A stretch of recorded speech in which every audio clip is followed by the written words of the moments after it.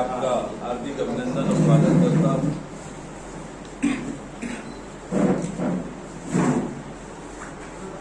मित्रों, चुनाव विधानसभा के बहुत निकट है और प्रदेश में लगातार राजनीतिक घटनाक्रम तेजी से बदल रहा है। प्रदेश का वातावरण तेजी से बदल रहा है। भारतीय जनता पार्टी में शामिल होने का लगातार सिलसिला चल रहा है। विभिन्न वर्ग के लोग, विभिन्न राजनीतिक दल के लोग लगातार बड़े पैमाने में भारतीय जनता पार्टी में शामिल हो रहे हैं। ये बताता है कि परिवर्तन की हवा छत्तीसगढ़ में चल रही है और नवंबर महीने में जब विधानसभा का चुनाव होगा,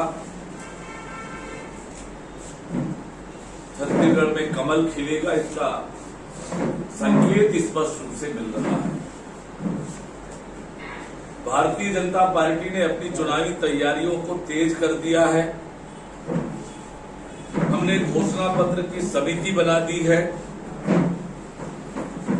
और 3 अगस्त से घोषणा पत्र समिति ने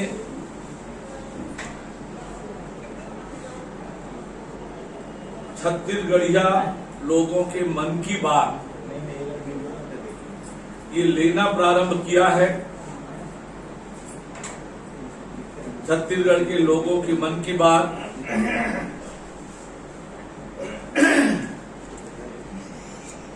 सुझाव के रूप में उनसे ले रहे हैं ताकि छत्तीसगढ़ के लोगों के आकांक्षाओं के अनुरूप छत्तीसगढ़ के विकास की योजना बने, विकास की दिशा में छत्तीसगढ़ आगे बढ़े। 3 अगस्त को हमने इसकी शुरुआत की और अब तक व्हाट्सएप के माध्यम से लगभग 20,000 सुझाव आ गए हैं। एक मेल आईडी हमने बनाई है, मेल में 2000 के करीब सुझाव आ गए हैं और हमारे पदाधिकारियों के पास भी लगातार सुझाव आ रहे हैं जो घोषणा पत्र समिति को हम लोग फॉरवर्ड कर रहे हैं। जिस बड़े पैमाने पर लोग अपनी मन की बात हम तक भेज रहे हैं, वो ये भी बताता है कि छत्तीसगढ़ के लोग आज के वर्तमान के सरकार की कारगुजारियों से खुश नहीं है।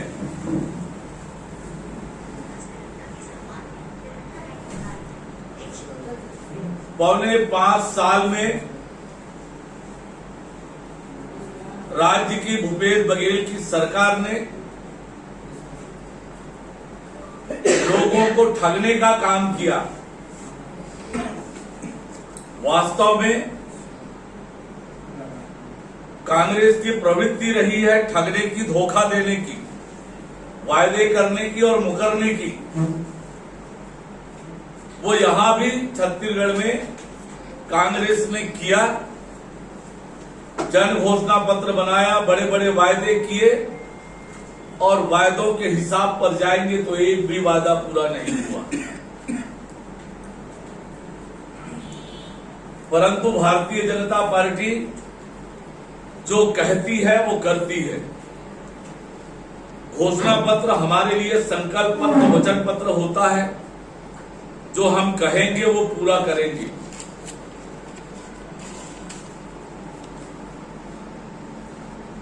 राज्य में जिस प्रकार के आज हालात बने हैं,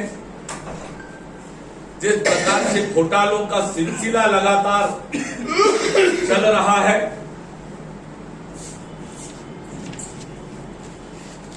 जिसकी कल्पना छत्तीसगढ़ की जनता कभी कर नहीं सकती कि ये प्रदेश सीधे साधे भोले भाले ईमानदार लोगों के प्रदेश में कोई सरकार इस प्रकार के घोटाले करेगी। कोयले घोटाले से जो शुरू हुआ सिलसिला कोयला घोटाला, शराब घोटाला, चावल घोटाला, डीएमएफ घोटाला, गौठान में घोटाला, गोबर में घोटाला, रेत में घोटाला, और ये छत्तीसगढ़ का दुर्भाग्य है कि बीएससी में घोटाला। छत्तीसगढ़ के नौजवानों के सपनों को तोड़ने का काम, सरकारी पदों की नीलामी लगाकर बेचने का काम, अपने लोगों को बांटने का काम। और अभी अभी जो मामला उजागर हुआ है, आप सबके ध्यान में होगा कि किस प्रकार से शिक्षकों की पदस्थापना में सरकार ने मान लिया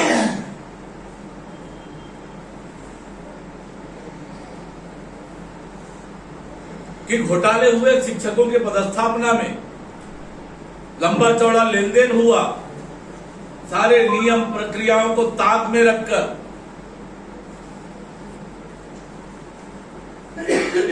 दिखाने के लिए चंद अधिकारियों पर तो कार्यवाही होती है, पर उस विभाग के मंत्री पर कोई कार्यवाही नहीं। राज्य में कानून व्यवस्था की स्थिति कैसी हो गई है, आप सबको ध्यान में है। आए दिन किस प्रकार की घटनाएं हो रही है। राज्य सरकार के नियंत्रण से बाहर हो गया है कानून व्यवस्था की स्थिति। प्रदेश में विकास के सारे काम ठप हैं। न गांव में न शहर में कोई विकास का काम हो रहा है।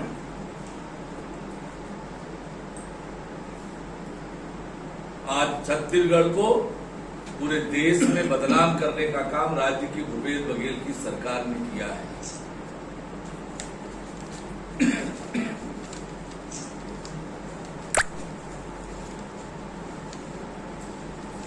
यहां से स्वास्थ्य मंत्री हैं। स्वास्थ्य व्यवस्था कितनी बदहाल है पूरे प्रदेश में।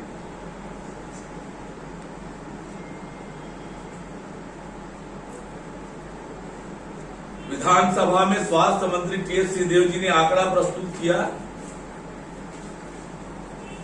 39,267 नवजात बच्चों की मौत हुई है जनवरी 2019 से लेकर जून 2023 तक।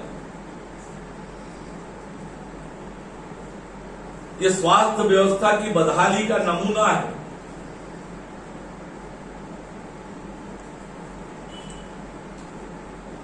गर्भवती माताओं की स्वास्थ्य की कितनी चिंता इस सरकार को है। प्रसूता बहनों की कितनी चिंता है, क्या व्यवस्था है। नवजात शिशुओं की पोषण और स्वास्थ्य की कितनी चिंता है इस सरकार को, ये बताता है इतने बड़े पैमाने पर मौतें होती। और हर वर्ग को ठगने का काम इस सरकार ने किया है। सरगुजा की जनता के साथ भी धोखा हुआ। आज सरगुजा के लोग पछता रहे हैं। विकास के सारे काम ठप है। यदि कुछ हो रहा है तो केवल भ्रष्टाचार और लूट हो रहा है। भारतीय जनता पार्टी लगातार सड़क से लेकर सदन तक लड़ाई लड़ रही है। हम लगातार स्थानीय मुद्दों को लेकर आंदोलन कर रहे हैं। किसानों के मुद्दे, नौजवानों के मुद्दे,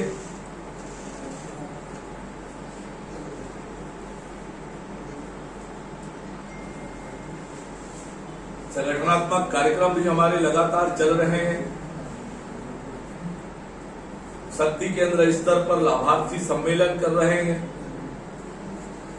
नव मतदाताओं से मिलने का कार्यक्रम, नव मतदाता सम्मेलन का कार्यक्रम, ऐसे लगातार हम कार्यक्रम कर रहे हैं।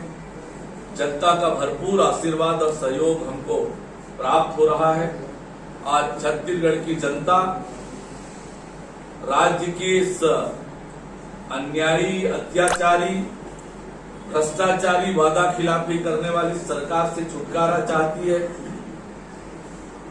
जो नारा इन्होंने 2018 में दिया था, वक्त है बदलाव का, आज छत्तीसगढ़ के लोग कह रहे हैं वक्त है पछताव का।